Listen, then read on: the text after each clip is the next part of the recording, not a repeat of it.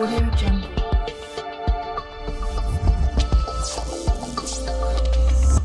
Businesses nowadays are going through significant transformations. Of course, everybody knows COVID-19 has left a significant effect.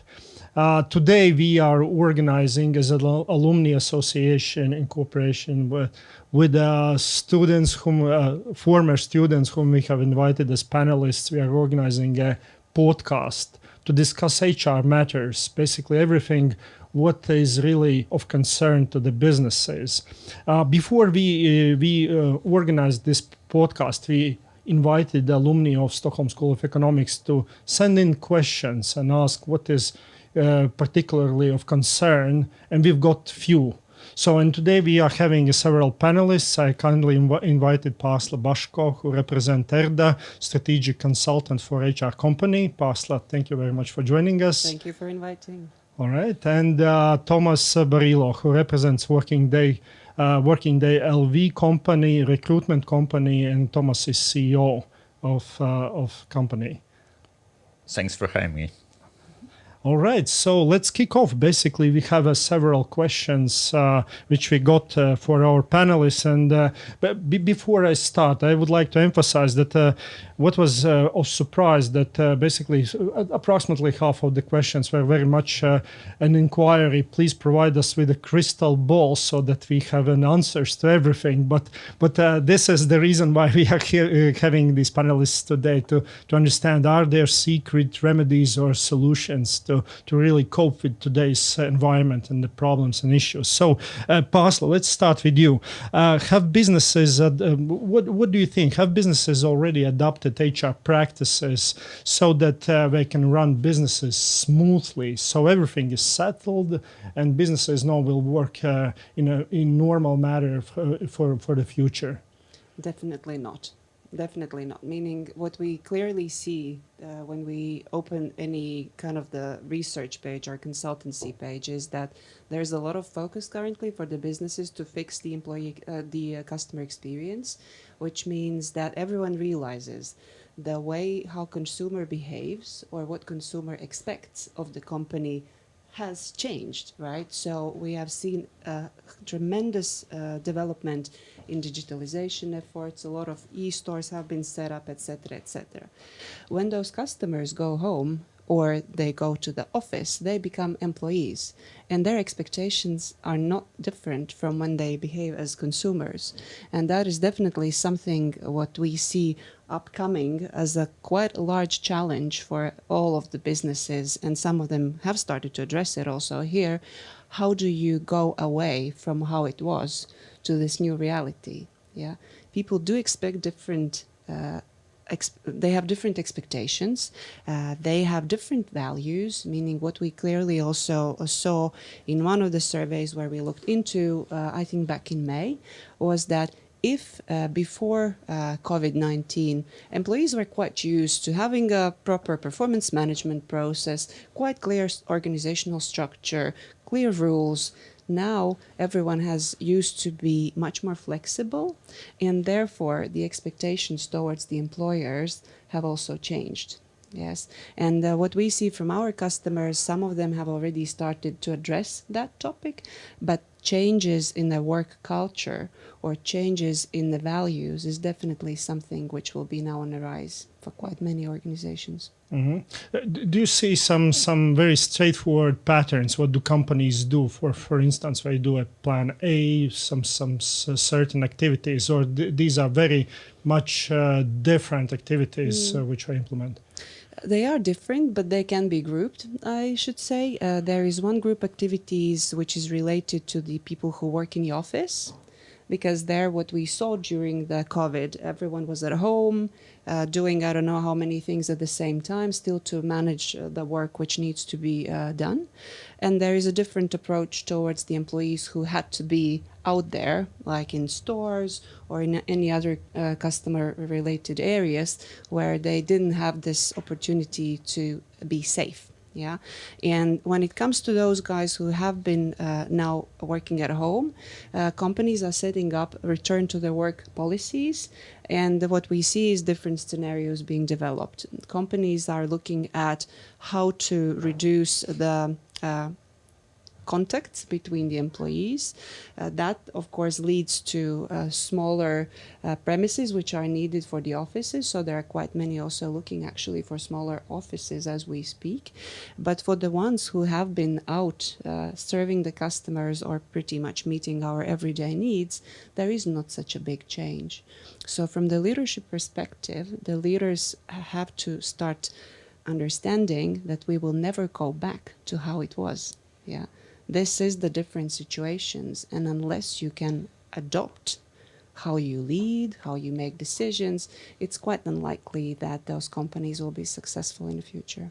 Okay, what I hear is that there are some certain of soft skills which have to be either accepted or learned to work in distanced manner. But otherwise, it sounds to me that basically businesses used to work in one premises, serving the customers directly. In Norway, it's very much adopted distanced manner. So, businesses are running like business as usual. But here is the question to Tomass. Is it really business as usual, or you are now looking as a recruiter for managers who have certain different skills? Before we go into that question, I would like just to make a quick comment to Pārsla. Probably I would say there is a big difference if you look at large organizations and if you look at small organizations like startups. Because in the startups, we do not see a lot of HR policies and procedures and different HR topics kind of are not on the table. Large organizations, yes, they look into HR strategies and different policies. And what we see is that some companies, they continue to work, but now they work differently, meaning that, for example, they split employee in teams so that one team is working today, second team is working tomorrow, or they change through the weeks. But it's not that everyone is coming back to offices At the same time. Yeah. Whereas if you look at smaller companies, I mean, if we are 10 employees, 5 work from home, there's no big difference. It is more of the same stuff. We just we do things more flexibly. Okay. Question is, taking into account all these changes and adaptations, etc., do you observe or do you hear from the businesses that they have concerns around the productivity of employees? Is it a topic? Well, it has been a topic, like, I don't know for how many years. Yeah, I think since I started to work, it has been a topic, and it hasn't disappeared. Yeah, what happened throughout those last 4 or 5 months is no one was thinking about it because everyone was just hoping to survive. Yeah, but now the topic is back, meaning there are businesses who are seriously looking at where they gain the productivity and why. And mostly those are the works or jobs where the cooperation is not that required. But in most of the cases, the productivity is still very low. Yeah, Are we getting better? That's a good question. What I see in general, yes, there are in both startups, but also the larger organizations thinking how to control what people do better, introducing new tools which kind of control how you use your time at the screen or how much you have spent your time at the computer. But control has never helped to improve the productivity. Unless you really make sure that you can make employee feel engaged and willing to contribute more, you don't need to invest in those control platforms, believe me. So I sort of hear that there are 2 problems overlapping. One is that past attitude of many managers who are controlling their employees directly, which is already a problem. Yeah. And then you have another problem is that if this distanced work approach is introduced, then these managers can't even control their employees, needless to mention, to motivate.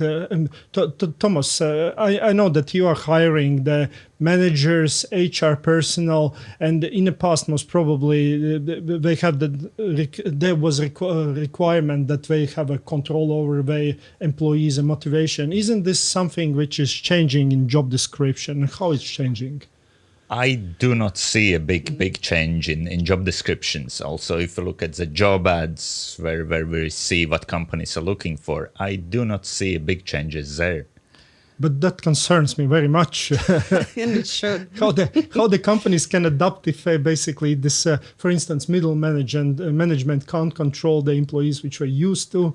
And nowadays, it's again this distance servicing. How can we ensure that the work is done? Maybe on a business side, we do not see like a big change in how companies do business. Business continues the same way as it was. Of course, there are small adjustments, but maybe those small adjustments do not require a new generation of managers to come in. Step in companies. Okay, but if there are no like fresh blood in the companies, then it's a question: do companies start to transfer these managers' mindset and ability to motivate employees? Well, when the crisis started, and we discussed it just before we started the podcast, pretty much all the training budgets were cut. Yeah. From the other side, what we clearly see, leaders all across the world are saying, we understand that we need to do something differently. We don't know what, and we don't know how. I think recently Google did a bit, no, it was a Microsoft, I think, company who studied a little bit more the data from this time of crisis, what had changed.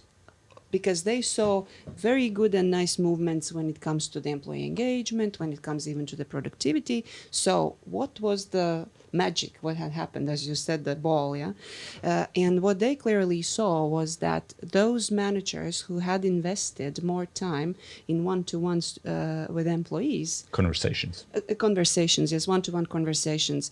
Their employees were working less and being more productive, because they had this very regular contact with their leaders where they could, in a very short sprint, clarify what is expected, am I going the right way, and what I need to change.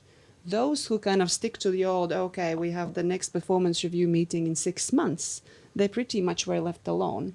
So unless the managers took it seriously and really put an effort into one-to-ones, because they couldn't control the employee work anyway, anyhow else, those results were actually improving compared to the others. Mm-hmm. But based on that, I would expect that the businesses would adopt in their hiring the requirements, at least this ability to do this one-to-ones professionally on distance manner, to make sure that the people are motivated.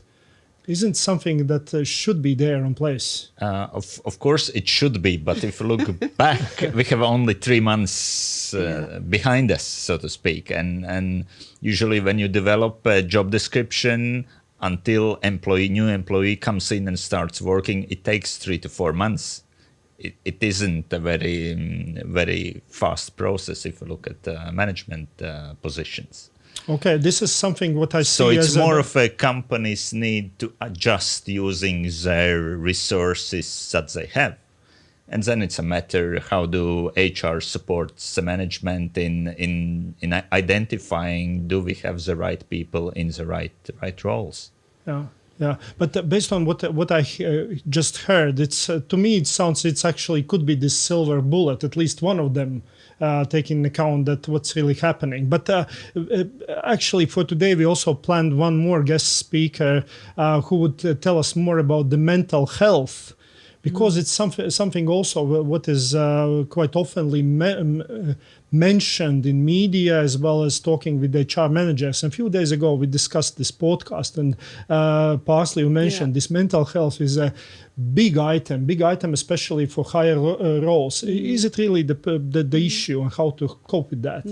I like speaking numbers, which is untypical for HR people, but this is how you get your point through. When we did the survey, we asked companies what they saw was their largest challenges during the time of the COVID, and there were 2 extremely important things coming out. One, it was more than 50% of companies who participated who said our employees have problems with managing their work-life balance. And at the same time, more than a fourth or more than 25% of employees had experienced some mental health issues. So it's 1/4 of your workforce, which pretty much will never become productive because they have some well-being issues. And what we also asked in the same survey was a question. So if this is the way it is, what did you do? And only 12% of the respondents actually said, we are now building up programs for employee well-being. Yeah, it means that more than 80% of employees are still uncovered. Yesterday evening, I met with a representative of one company, and she said, wow, we have in the last couple of weeks developed a huge well-being program, which will take care about the mental abilities, meaning providing meditation or providing some kind of the coaching or consulting, really for people to get back. Pretty much we all need to adjust, yes, to this new reality. And it also includes the physical activities, yes, so those two have to be in a balance. Recently, I with my partner Zanne, we were discussing how it comes that on a personal level, we all understand if we want to be successful, we need to be fit both mentally and physically and emotionally, if we add that perspective as well. But when it comes to us at work making decisions for many other people, we suddenly don't think it's important. Mm-hmm. And that is something which both in Europe, but specifically also in States, now kind of boosts up as a huge movement where companies not only kind of invest in that, but they're expected to deliver that sort of a benefit for their employees. Yeah, and I personally believe it's going to come and it will define. Can we say that well-being is just additional item you can add to your company brand? Absolutely, Yeah? Absolutely. Meaning, imagine if the last half a year, I don't know, a year when we had no people to recruit, everyone was kind of building up the nice commercials or career pages and telling how great everyone is. Now the employee will just come in through the door and ask, so how did you handle your workforce in a COVID?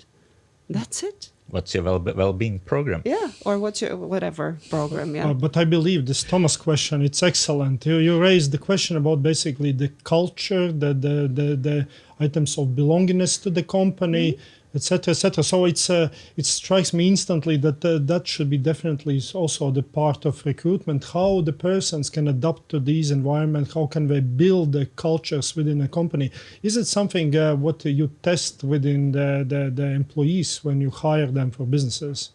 I would like to go it differently because, for example, when you consider joining company, you want to join a company that would take care about you in good times, invest in your development, career, and also in bad times. And when we talk bad times, it is a well-being.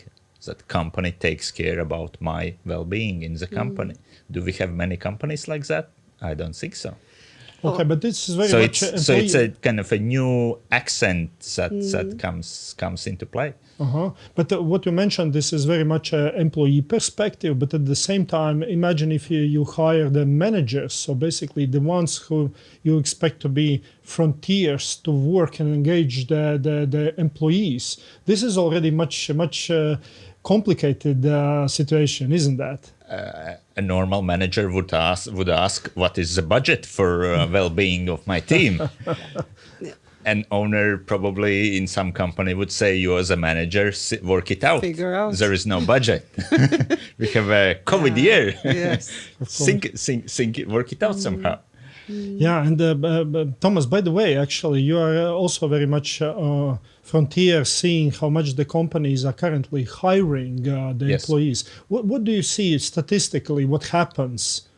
So what we see is, for example, our workload has reduced by 40%. So we see a lot less demands from companies. I mean, that means that companies need time to adjust. During the past months, situation has improved dramatically. So we are kind of more of Almost back, yeah. almost back. We're not close to back, but it's getting very good. Yeah, So companies are starting to hire again, which is good, which is a very good signal for the market. I think it is good signal, though I hope we will discuss it also today. Where I kind of personally feel a bit worried is that we go out and look or try to recruit those perfect soldiers who have all the possible skills we can imagine. I imagine now we probably recruit as the country more IT specialists, or maybe people who have some decent knowledge in data management or e-commerce or whatever. But when you then look at your internal resources, we are not that good at actually reskilling the people we have or thinking through what are the skills we will actually need for the future. Yeah, and that worries me a lot, that we only try to kind of get that competence in from outside rather than investing in the people whom you already have. Because I don't know what is your experience. What I have seen, the higher is the level of the manager, the more time it takes just to start being effective at your work. And you don't need to lose that half a year. Invest it in your current employees. And you have people who will be super loyal, yeah, because they kind of see you help them grow, and they already know how things are being done. So this is something where kind of, I know I speak against your business, but meaning reskilling as such to me is something which many CEOs and CFOs are underinvesting in. I think it was Richard Branson who had this nice quote between the CFO and CEO, yeah.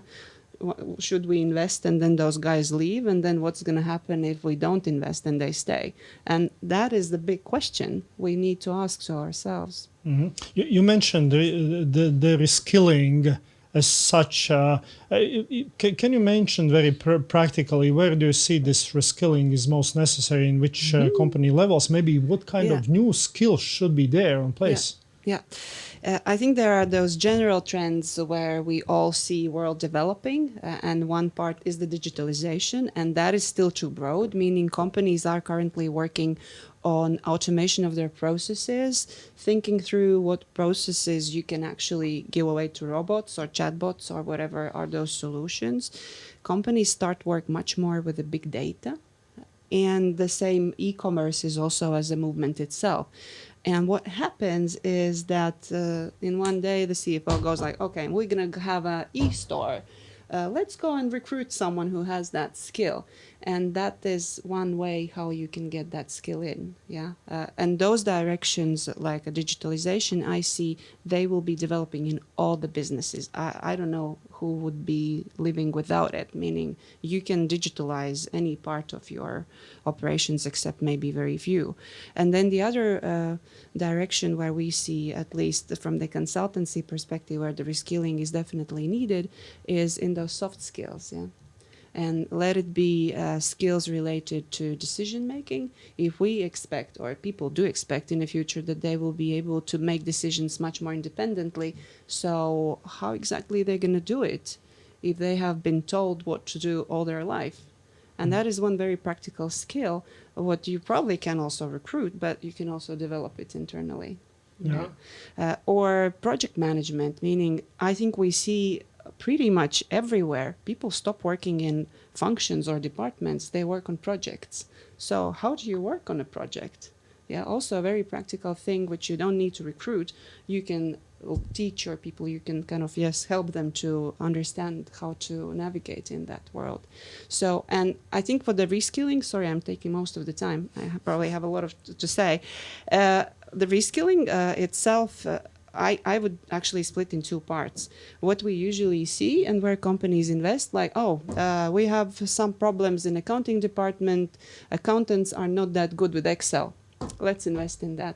But what exactly those accountants will do with Excel in 2 years is a big question, because you probably won't even have most of them. Yeah. So this is like two-level decision making. What we need to think about in our companies. Yeah. What are the problems we need to fix for today, and what we want our business to become in 1 or 2 years. You mentioned this reskilling could be done in-house.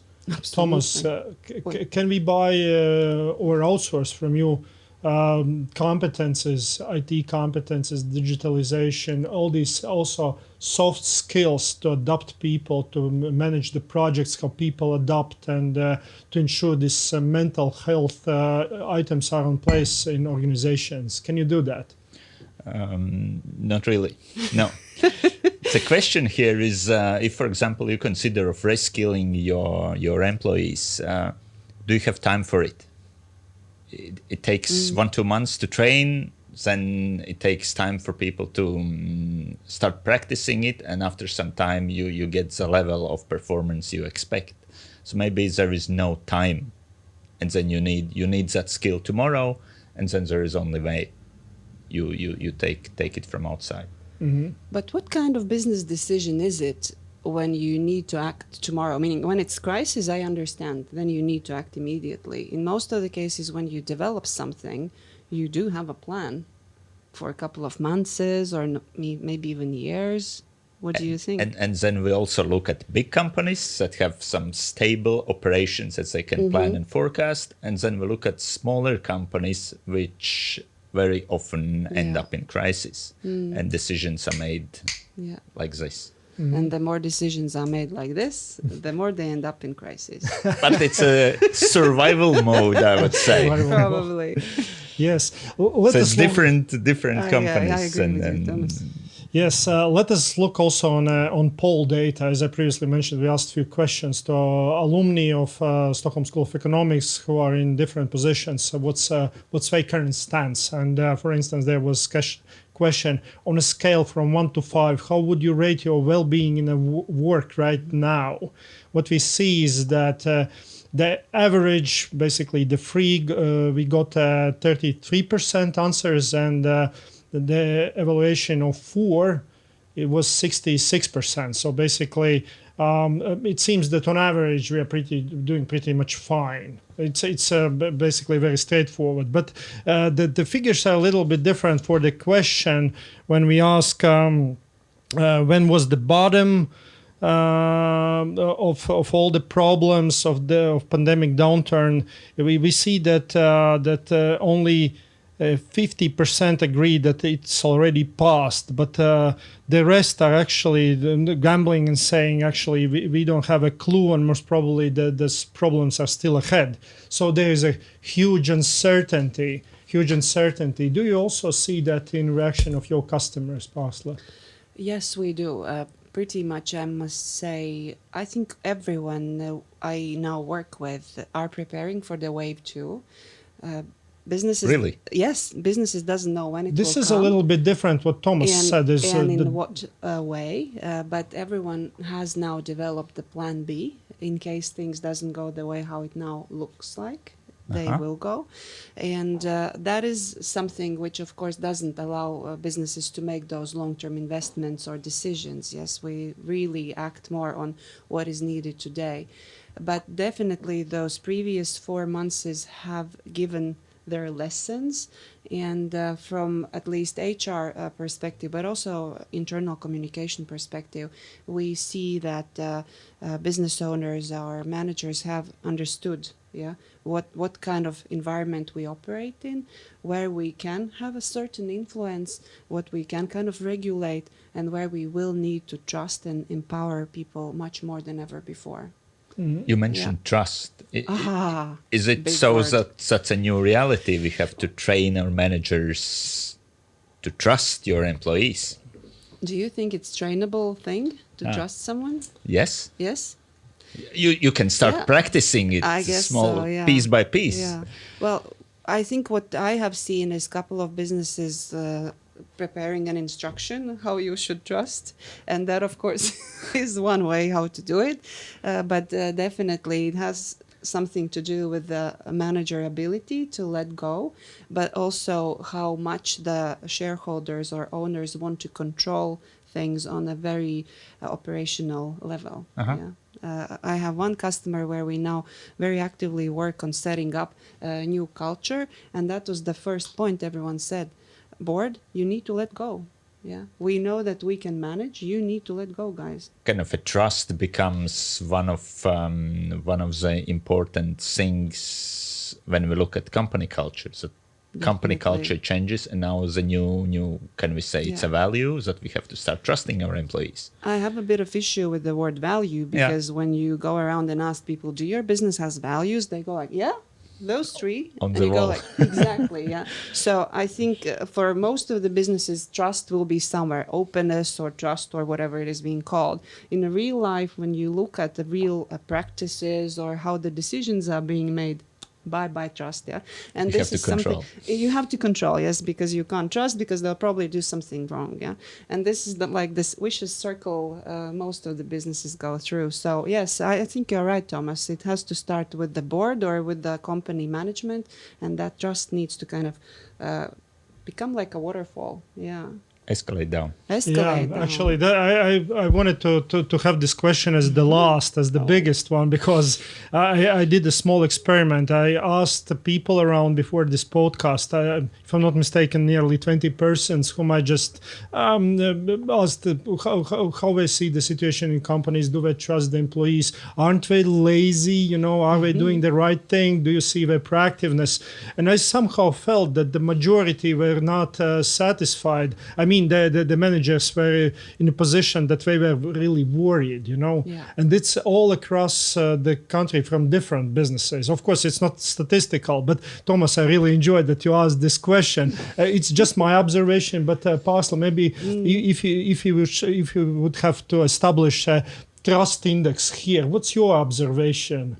How the managers, how much they trust the employees, will let it go and they get a decent results? Can I go also to minus scale or? Feel free. I think it's very low. You mentioned small businesses. I think there it's much better set up because you kind of see what other people are doing. In a larger organizations where you don't see how others produce the result, the trust index, as you say, will be much lower. But now we talk working remotely. You do not see anyone. Exactly, It's yes. even a And bigger that's why problem, they yeah. don't feel comfortable, because but they can't control. Yeah, but if you previously discussed that there are hard skills, you know, this also this ability to work in distance manner, even if you can perform one-to-ones and if you do that regularly in this disciplined manner. So this trust is so soft skill. It's a leadership skill. You can't train it on distance manner. You definitely can't train it overnight, not even within a half year. So how to handle that? This is maybe the next silver bullet if someone will find an answer. I actually think that in businesses, you can also work with the trust through your processes, how you set up, who makes what kind of a decision, what happens if someone has made the wrong decision or made a mistake. Do you allow people to learn from those mistakes or you just get punished? Yeah. And those are those very practical things when you, for example, look at what is being rewarded in a company. Yeah. Do you reward people for working together and creating something great, or you reward them for keeping all the information to yourself and being a superstar number one? Yeah, that also tells you something about the company culture and if they really trust teams or they rely on a couple of individuals. So I would actually start with the company processes. Yeah, and then the trust just will come, meaning you will not have... But where trust is built, I think trust is built also to some extent in the relationships. So that the manager has some kind of a relationship with his team members. So that I know how you are doing today. Yeah. And when we have that, only then kind of we can build something in terms of trust. I totally agree. Okay, I will bring up a few items which I also got as a comments from the poll respondents. One is we asked the question: what do you believe are the biggest challenges for your company in regards to overcome this pandemic problem? And actually, as the first problem was mentioned, very tactical and simple, businesses are afraid that employees might get infected. I am afraid we can't comment very much about that because it's just not very HR-ish item, or is it? But actually, we already have a couple of good solutions even here in Latvia. I think it was Hansa's Electronica, who had developed a special badges like thermometers, which employees have to wear when they are in the premises at work. And the way how those patches work is that automatically your temperature gets measured like every 1 or 2 hours, and the system alarms you at the control center, because we need to control things, that there is someone with a higher temperature. Yeah, so you can immediately kind of localize where the problem exists and act on it. The second movement, which I at least see, is what schools have now started to communicate, that they are also putting in place those large equipments which measure the body temperature. Yes, but otherwise, we still have one customer with whom we haven't restarted to do anything, because they said our global policy is that we stay at home until the further notice, because they have set up their rules that they are not allowed to meet anyone except their family So they're not members. returning to offices? No. Wow. Well, but that's solution. Very straightforward and simple. Yeah. Okay. Next point. Keep employees' motivation. Here, I'm also all the time coming back to Thomas. Isn't something that you could introduce as a cross-selling product that you can measure before any interviews? The manager's motivation, ability to motivate people. Is it? Are there some soft tools or something? Yeah, I think there is no magic. What companies are looking is that companies want motivated employees, so that they come already motivated. They come to work every morning already motivated. This is the kind of employees everyone wants. Therefore, sometimes when we go out and headhunt candidates, we do not see that level of motivation, and eyes are not sparkling.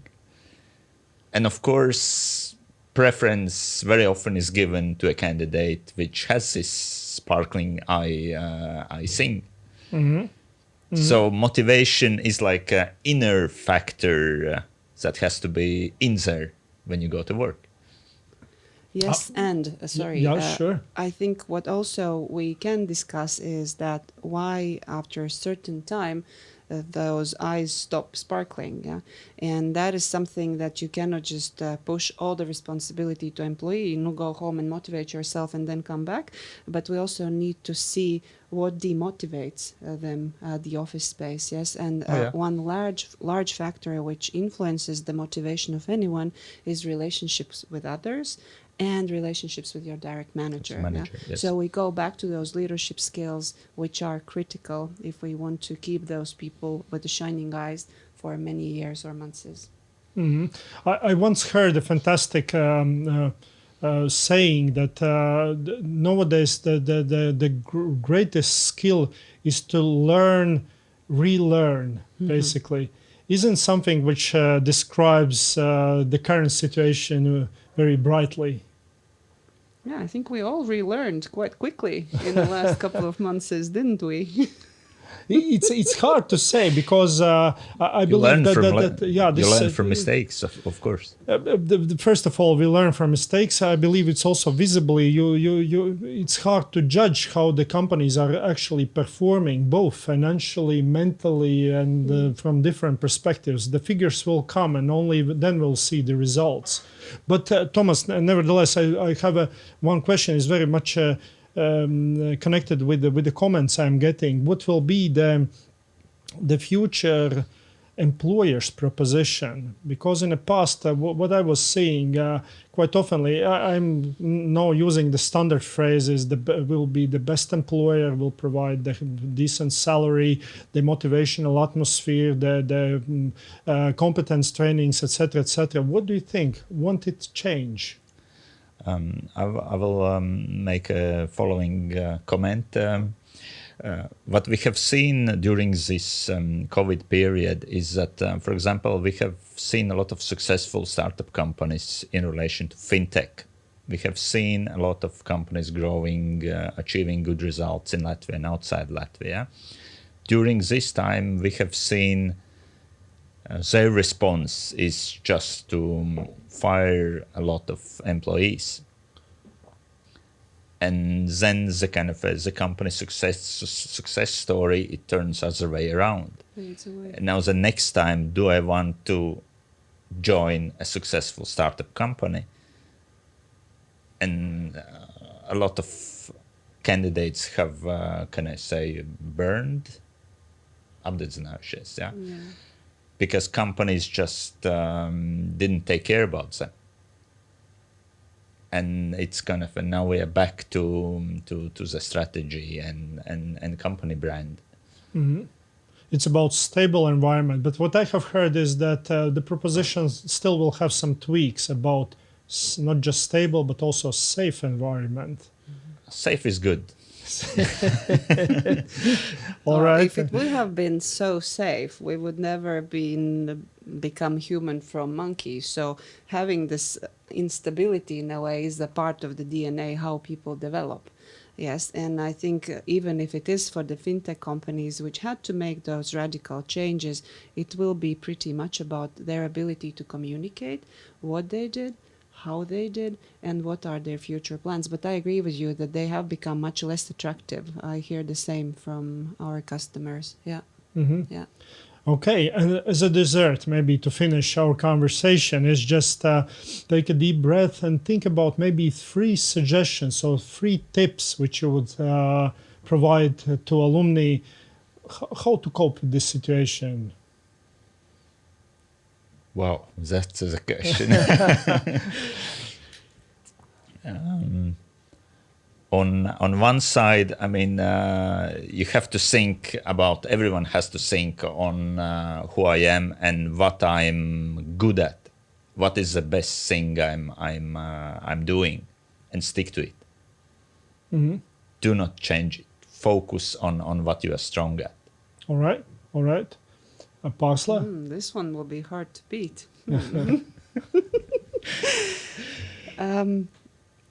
What I hope all of us, both personally and professionally, have learned that you cannot achieve unless you talk to other people.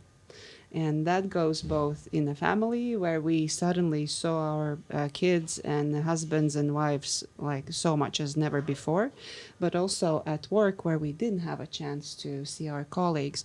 So think of how much good you could do, both for yourself, but also for your partners or people around you, if you just talk through things. Don't expect they know. Talk through, share what you expect. Give your, ideas, be open, and that to me is quite a nice way how you learn yourself, but how you also let other people grow. Mm-hmm. And from my side, I very much share what you just Pārsla said, because the whole concept of this conversation is to share the ideas, to make think, and based on this thinking, to make a good judgment and the best possible decisions. So Pārsla Baško from ERDA, thank you very much for participating here. Tomass Barilo from Working Day LV, thank you very much for being with us. Audio Jungle.